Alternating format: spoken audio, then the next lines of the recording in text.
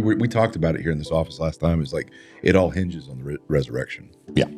And of course, like the suffering and the mystery of suffering and that aspect of sacrifice for mankind is one thing, but it's like, what are the fruits of that? Mm-hmm.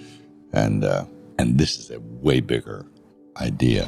When Mel Gibson's The Passion of the Christ shocked Hollywood in 2004 by earning $612 million at the global box office, its success came from raw, unfiltered filmmaking. Shot on practical locations with minimal special effects, the film's power came from its visceral authenticity, the cracks in Jim Caviezel's voice as Jesus, the unvarnished agony of the crucifixion, the documentary-style cinematography that made audiences feel like eyewitnesses to biblical history. Now, 20 years later, Gibson faces an entirely different challenge with the sequel Resurrection of the Christ. Can Mel Gibson finally master the most ambitious script of his career? With supernatural realms, non-linear storytelling, and 8 years of depth behind it, will he pull off seamless de-aging CGI for Jim Caviezel and still keep the emotional core intact? Is he ready to follow Jesus from heaven's courts through hell itself and make it feel real?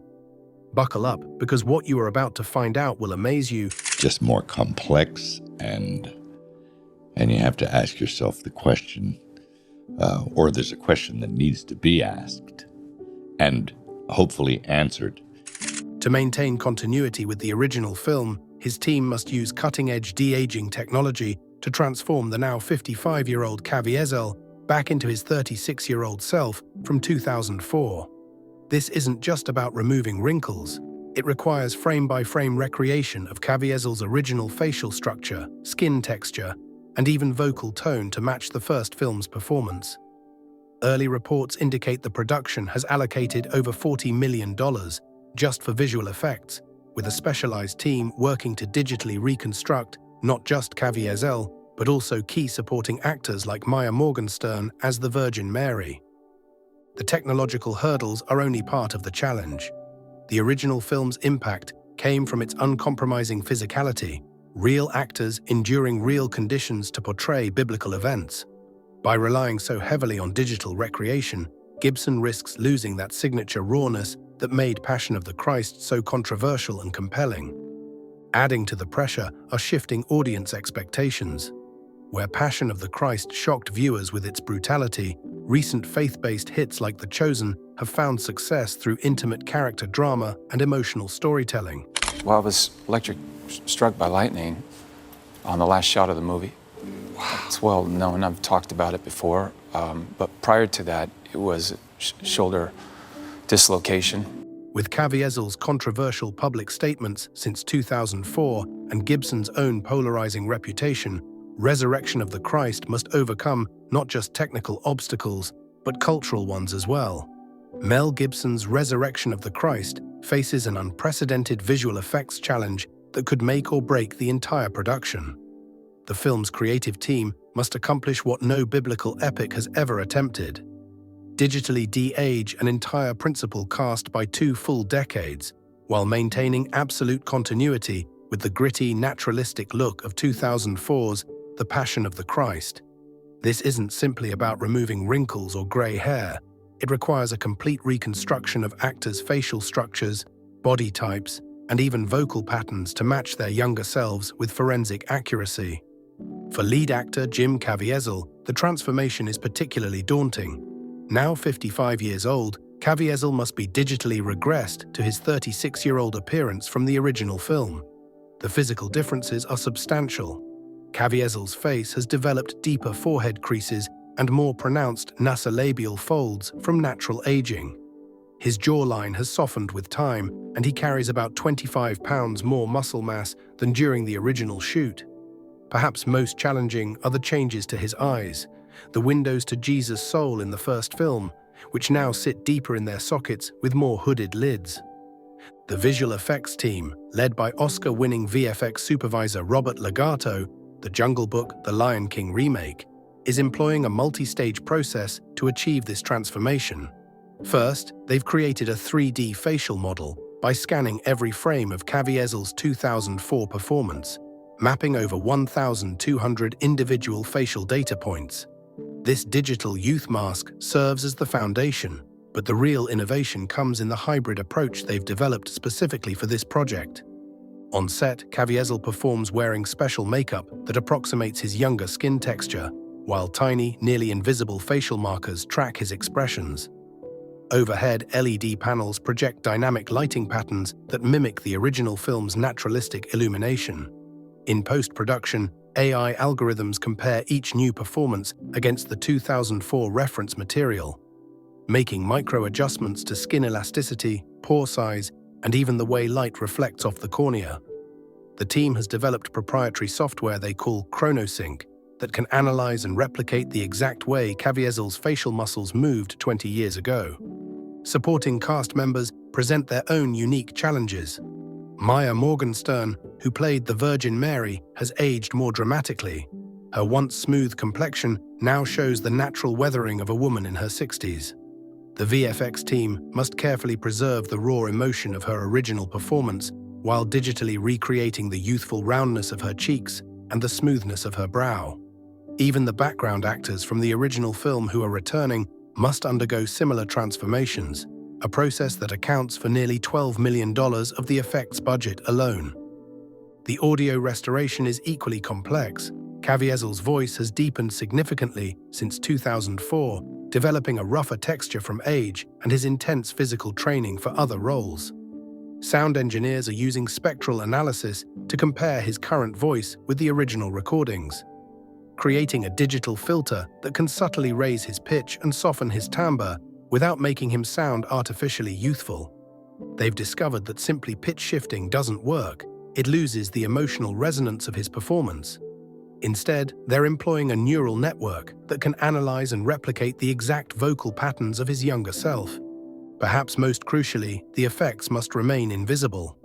Unlike Marvel films where audiences expect some level of digital artifice, Resurrection must maintain the documentary-like realism that made Passion so powerful.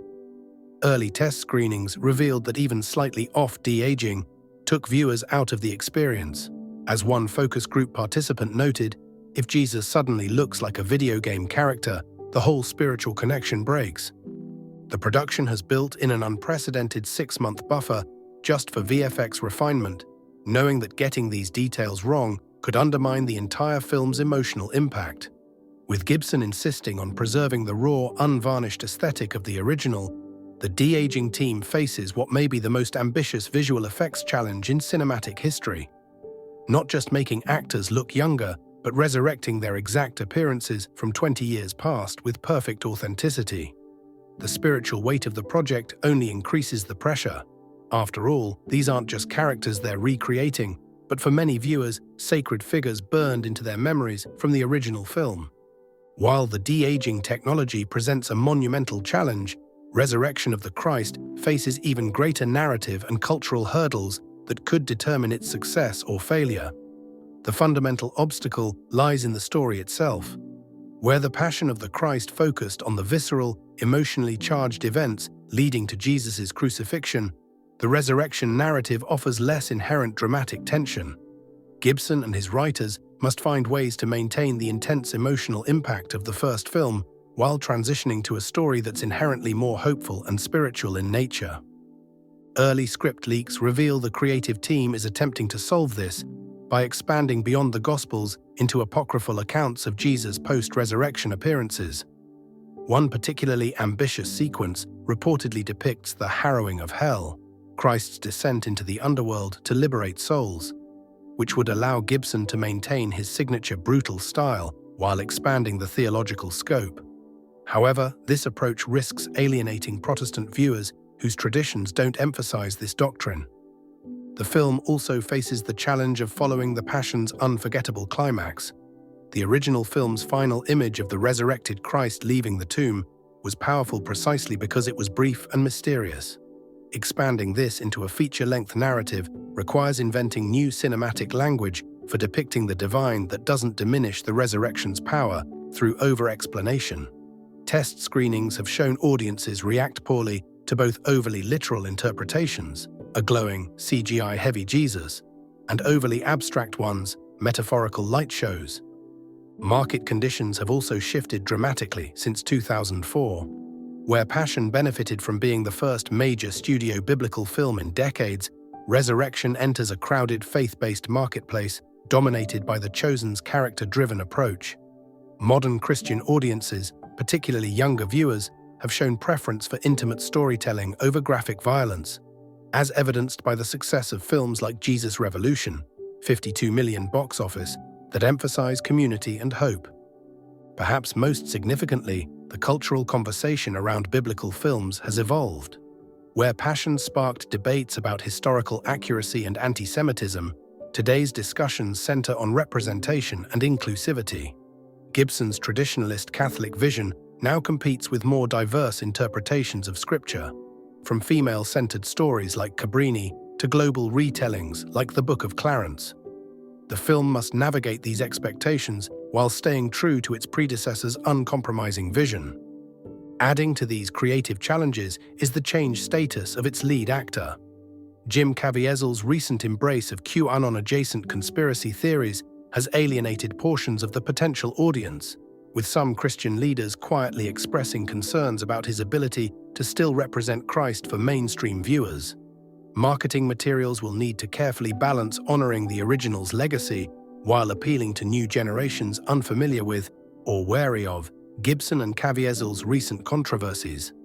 The original Passion of the Christ achieved box office numbers that stunned Hollywood, earning $612 million globally in 2004, equivalent to $1.03 billion today when adjusted for inflation. For Resurrection of the Christ to surpass this benchmark, it must overcome modern theatrical realities while reigniting the perfect storm of factors that made its predecessor a phenomenon. The first major hurdle is the changed landscape of faith-based film distribution. Passion's success relied heavily on church-organized bulk ticket sales, with religious groups purchasing 60% of advance tickets, according to 2004 Nielsen data. Today, that grassroots distribution network has weakened, with many megachurches now preferring to license content directly through streaming platforms. While Gibson insists on a theatrical first release, unlike The Chosen's hybrid model, theater chains report 78% fewer advance group sales for faith films compared to 2004 per 2023 NATO data. Audience demographics present another challenge. Passion of the Christ drew an unusually balanced crowd, 52% female, 48% male, 33% under age 35, 41% self-described non-regular churchgoers. Recent Barna Group surveys show today's potential viewers are 62% female, only 22% under 35. 85% already engaged with other faith content. The Chosen church streaming. The film's performance may hinge on whether it can attract the cultural Christian audience that made Passion of the Christ crossover hit. Early tracking suggests interest is strongest among Catholics, 68% very interested, versus 52% of Protestants. Adults aged 45 to 65, 73% recall seeing Passion in theaters. Rural markets, where Jesus Revolution overperformed by 39%. Financial realities also loom large. While Passion was produced for just $30 million, Resurrection's budget has ballooned to $75 million before marketing due to $40 million in VFX costs, de-aging supernatural sequences, 27% higher location shooting expenses, Israel inflation. Caviezel's $12 million salary versus $1 million for Passion. To match Passion's inflation-adjusted success, Resurrection of the Christ would need to become the highest-grossing faith film since 2000, Gibson's biggest hit since Braveheart, a rare R-rated blockbuster in a PG-13-dominated market. The wildcard, international appeal. Passion earned 54% of its total overseas, with unexpected strongholds in Latin America, $89 million, South Korea, $33 million, Poland, $28 million. But since 2004, these markets have developed robust local faith productions, like Korea's The Divine Move, reducing reliance on American biblical films. Gibson's team is reportedly tailoring resurrection theology to different regions, emphasizing Mary more for Catholic territories, the empty tomb for Protestant ones. But whether this cultural customization can replicate Passion's global phenomenon remains the billion-dollar question. The theological tightrope resurrection of the Christ must walk becomes apparent when examining the divergent expectations among Christian denominations. For Catholic audiences, who accounted for the majority of Passion's repeat viewers, according to 2004 exit polling data, the resurrection narrative carries specific doctrinal weight that doesn't always align with Protestant interpretations. Catholic tradition emphasizes aspects like Christ's descent into hell to liberate the righteous dead, a concept known as the harrowing of hell that appears in the Apostles' Creed but receives little attention in most Protestant churches. Early reports suggest Gibson has included this event as a major set-piece, which could alienate evangelical viewers who prefer sticking strictly to biblical accounts. The physical depiction of the resurrected Christ presents another minefield. While the Gospels describe Jesus eating fish and being touched by Thomas, different traditions interpret these passages differently. Leaked storyboards reveal the creative team agonized over details as minute as whether the resurrected Christ should still bear visible crucifixion wounds, emphasized in Catholic art, or appear more glorified, as in Protestant depictions. Test audiences reacted negatively to both extremes, finding a fully scarred Jesus too grotesque, while a completely healed version felt theologically suspect. As Resurrection of the Christ approaches its 2025 release, Mel Gibson faces a challenge far more complex than simply recreating past success. The film must simultaneously honor the brutal authenticity that made The Passion of the Christ a cultural phenomenon, while evolving to meet the demands of today's faith-based audiences. Every aspect of this sequel, from the controversial de-aging technology to the theological balancing act of depicting the resurrection, carries extraordinary risk. The original Passion succeeded because it arrived as a shock to the system, forcing viewers to confront biblical events with unprecedented visceral intensity. Whether this synthesis will satisfy either his original fans or new viewers remains the billion-dollar question. Financially, the film needs to overcome modern theatrical realities where mid-budget adult dramas increasingly struggle. Spiritually, it must speak to a fractured Christian audience with diverging expectations about how to portray the resurrection. Technically, the unprecedented de-aging work could either set a new standard for digital effects or become a distracting liability.